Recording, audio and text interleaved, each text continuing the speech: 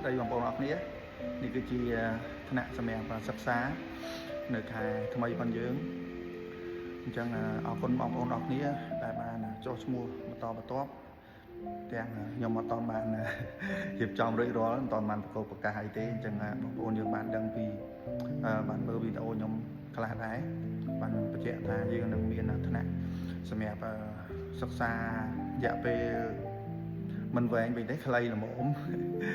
3ខែ6ខែសម្រាប់បងប្អូនយើងដែលអត់ចេះសោះហើយនឹងចំពោះបងប្អូនយើងដែលរងចាំវីដេអូផងខ្ញុំចាំខ្ញុំរៀបចំរួចរាល់ហើយខ្ញុំនឹងជូនដំណឹងដល់បងប្អូនយើងម្ដងទៀតអូខេអញ្ចឹងបញ្ជាក់ទីតាំងយើងបន្តិចទីតាំងយើងគឺនៅទូកោនៅ TK ហ្នឹងហើយខ្ញុំនឹង pin location សម្រាប់បងប្អូនយើងដែលបានចុះឈ្មោះហើយនឹងបងប្អូនយើងដែលចុះឈ្មោះបន្តទៀតចាំខ្ញុំ check មើល schedule សិនហ្នឹងអរគុណ